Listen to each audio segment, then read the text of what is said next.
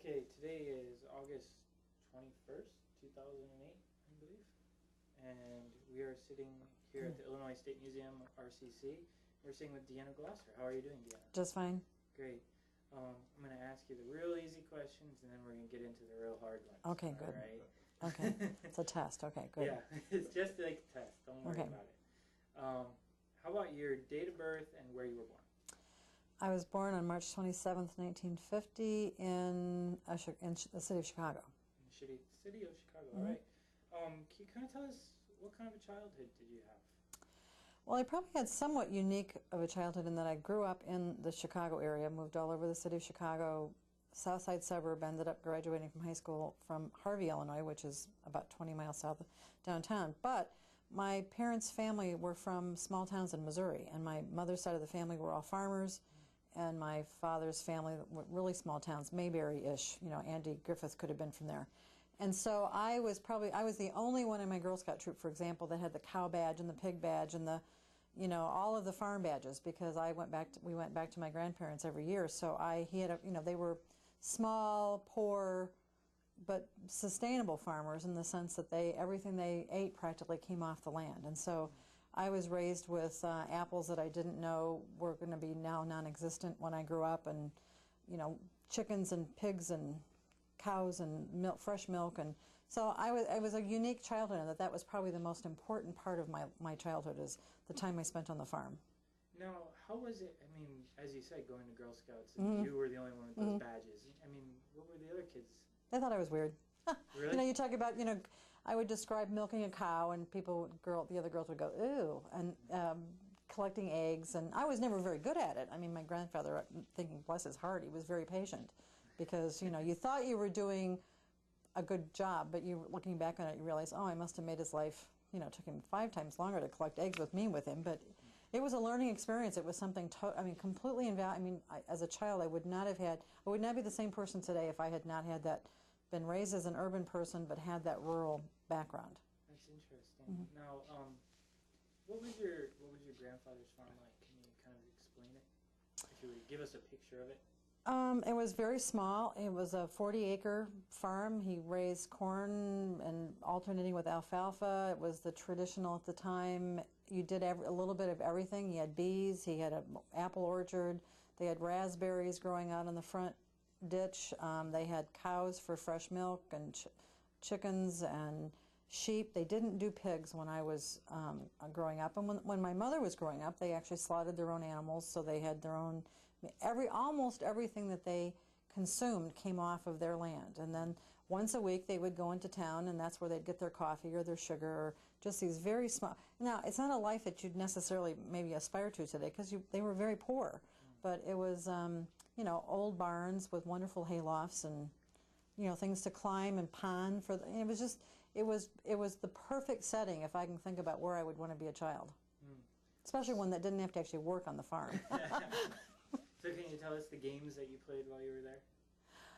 One of the favorite games, well, actually there were lots, but one of the favorite games was there was the root cellar. So there was this big mound, and we used to always play King on the Mountain, and somebody would be defending their position.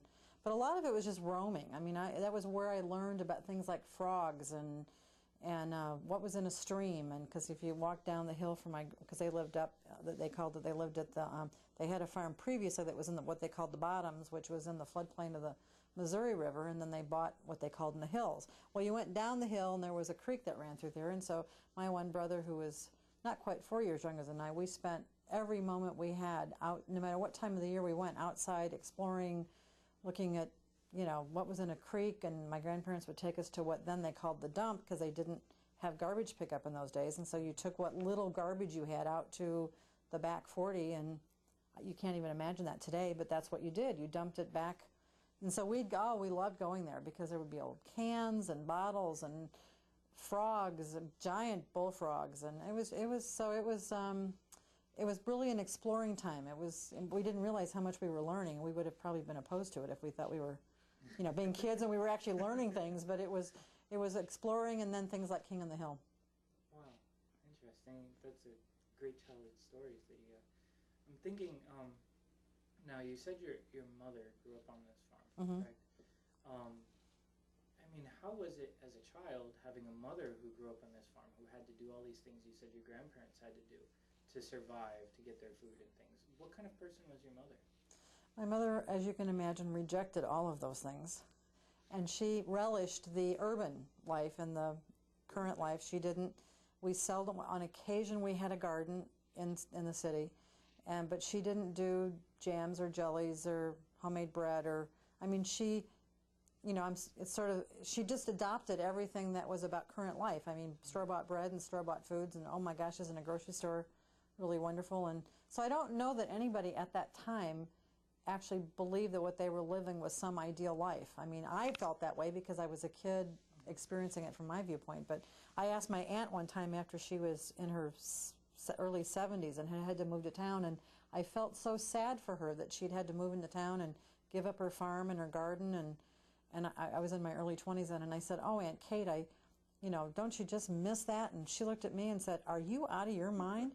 I wouldn't plant a garden again." And I was dumbfounded because I couldn't envision that she didn't savor every moment of that. But again, I didn't have to do it for survival, so I didn't realize that there was that, that they wanted to be in town where everything was available and accessible.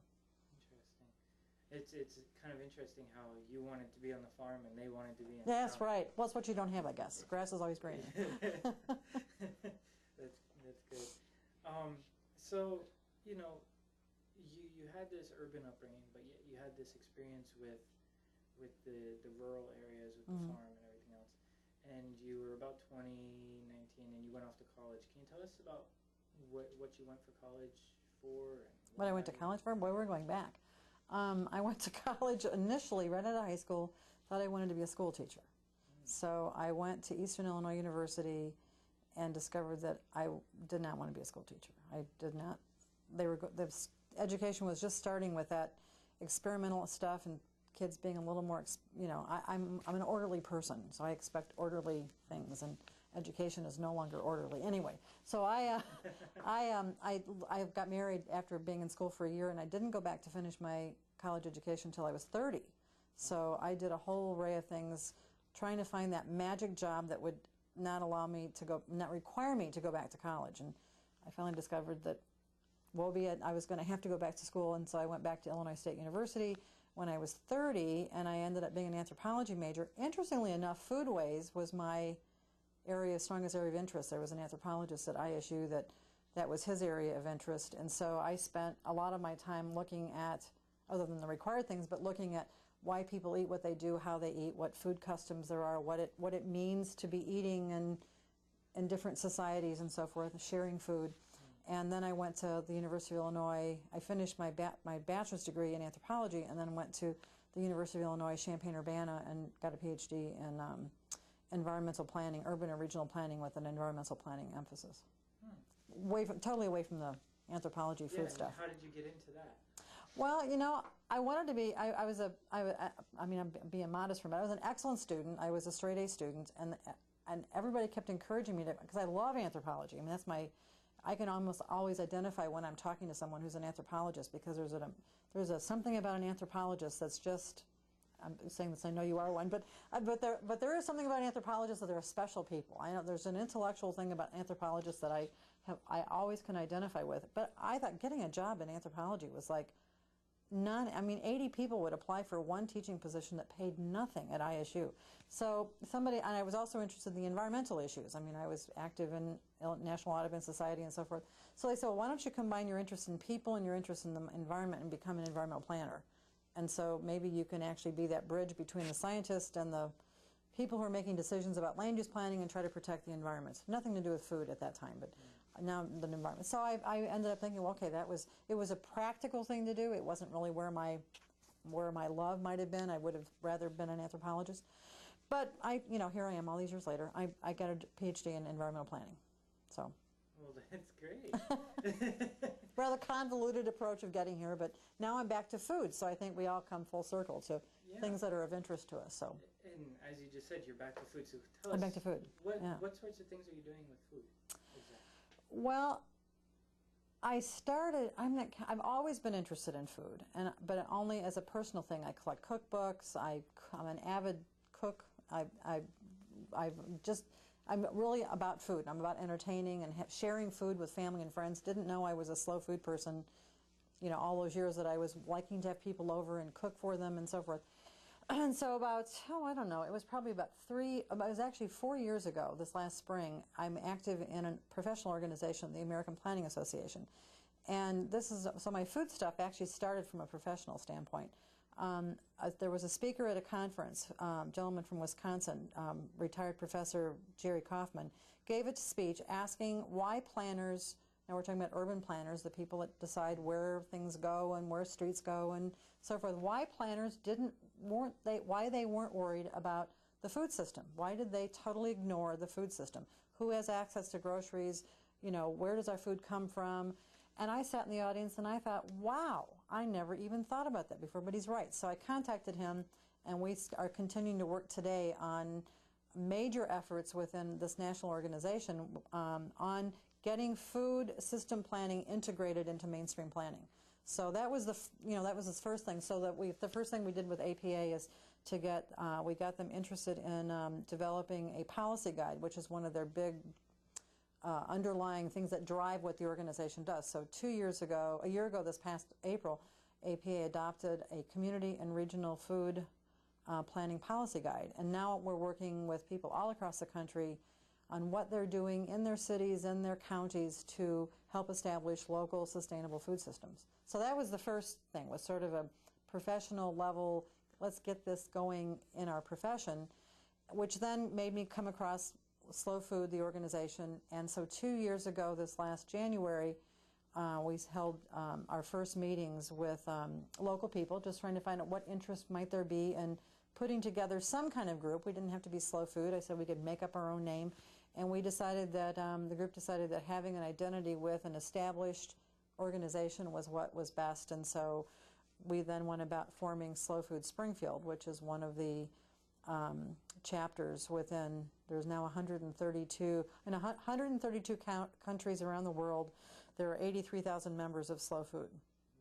So, now, can you explain what Slow Food is? Slow Food is an organization founded, just a note on the history. Yeah, I mean, because it's not even very old. It's not even very old. Slow Food was founded in 1986 in Italy, and that's where the large, probably not half, but maybe 40% of the members of Slow Food internationally are actually in Italy. It was founded in Italy by Carlo Petrini in 1986 as sort of a revolt. The name of it is Slow Food because it was a revolt to the fast food movement or the fast food industry. And McDonald's was establishing putting in a restaurant in the historic district of Rome.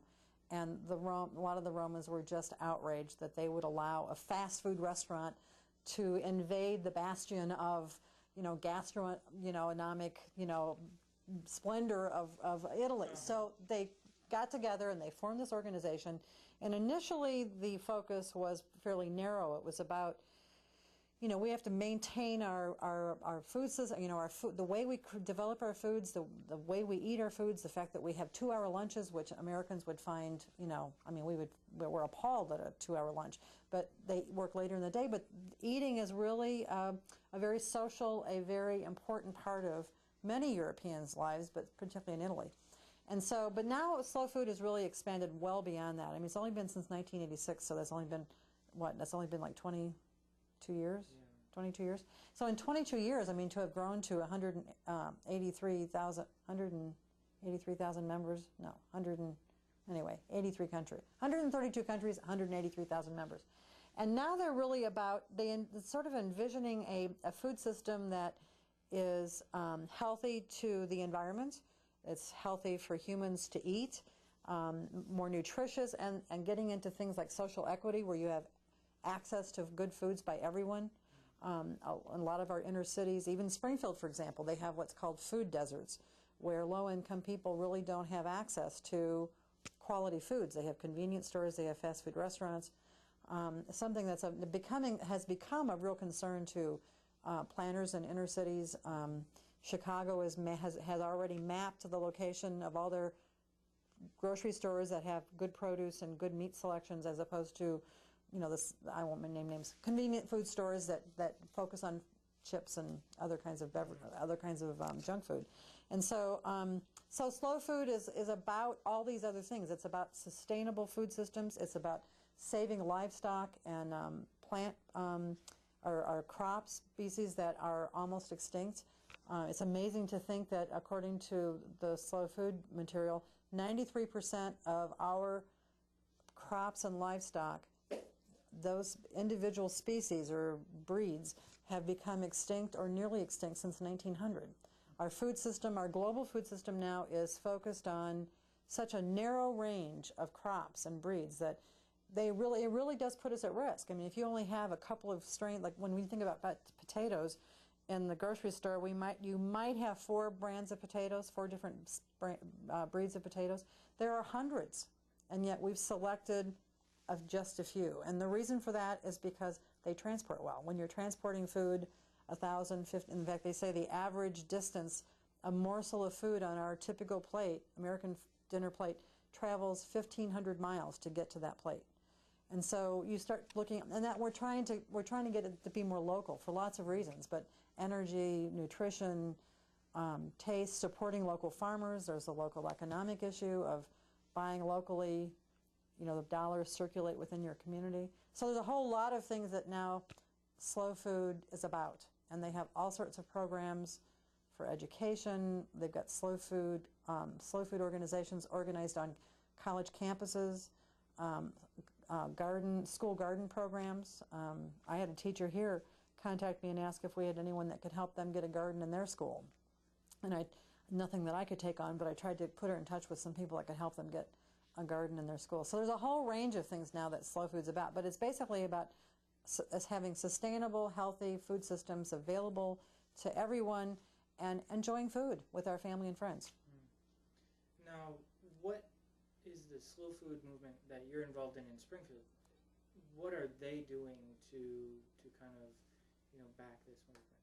What sorts of activities are taking place? They seem like mostly fun activities, but in a way they're educating the producers about, educating consumers about what the local food system can be about. And things have changed dramatically even just in 2 years, I think, with people's, the concerns with food that have come from China, foods that are, the salmonella, all the different food outbreaks that have occurred in lettuce, and what was the most recent one where they thought it might be tomatoes and they didn't know. I mean, we've got a lot more people now that ask to participate in our local events because as one woman said, I don't want to eat food anymore that I don't know where it came from. And so tracking your food. So what we do is in the summer months, we almost exclusively do farm tours where we go to local farms. We went in June. We went to a farm in just south of Williamsville, which is not very far from here. And she's relatively new. This is only her second year. We've got lots of new local producers in this region now, as there is everywhere in the country. And so in the summer months, it's all farm tours. At the end of August, we're doing a tomato, wine, and cheese tasting. We've got a new wine store in town that is working with 2 women and the farmer to match wines that would go well with the tomatoes.